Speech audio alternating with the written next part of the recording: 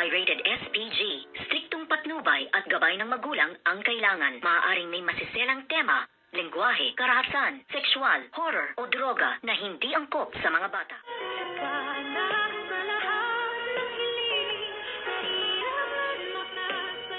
Good morning and welcome sa aking munting channel. Nagbalik na nga bilang isang doktor. Ito ngang si Doc RJ dito sa Apex Medical Hospital. At ito namang si Zoe ay pinuntahan niya ang kanyang Dad Carlos sa isa sa mga facilities ng mga baliw. At dito nga ay nasabi nga dito ni Doc Carlos Benitez na babalikan niya nga itong mga taong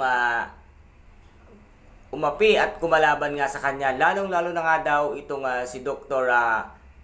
RJ Tanyag at babawiin niya itong si Miss Lynette Santos kay RJ. At sabi nga niya kay Zoe na wala na nga ang si Moira sa piling itong si Doc RJ ay hindi siya papayag na makuha ni Doc RJ si Miss Lynette Santos, kung kaya't gagawa siya ng paraan para nga muli niyang mabawi ang kanyang sinasabing asawa. At nasabi nga dito ni Zoe na ano ang gagawin mo, papatayin mo itong si Daddy. At nasabi nga niyang yun ang kanyang gagawin dahil maghihiganti nga siya kay Doc RJ at ito ang kanyang babalikan. May isang masamang plano ito ngang si Dr. Carlos Benitez dito kay Doc RJ, nakitilin ang kanyang buhay.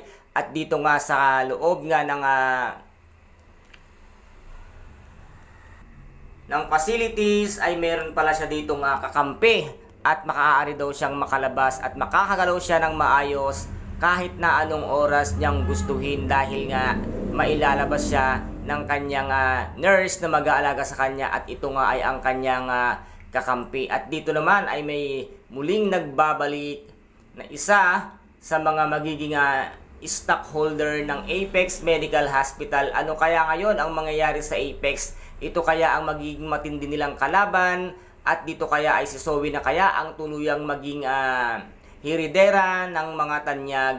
Ano din kaya ang gagawin dito ni Doc Lindon once na malaman niya ang lahat nga ng pinaplano nito nga si Zoe para pabagsakin si Dr. Annalyn Santos at si Miss Giselle Tanyag? Sana nga Doc Lindon ay ibunyag muna ang katotohanan na hindi niya tunay na anak ni Doc RJ si Zoe at si Doc Carlos ang tunay niyang ama. At sana Doc Lindon, para matapos na ang kalokohan pinaggagawa nga nitong si Zoe. And guys, ito po ang ating pakaabangan bukas dito nga sa Abot Kamay na Pangarap, na kung saan ay napaka-intense at kapanapanabik ang bawat eksena. At kung nagustuhan po ninyo ang aking videos for today, paki-subscribe na lamang po ng aking channel, paki-like and share para maging update kayo sa lahat ng gagawin kong videos. Maraming salamat po.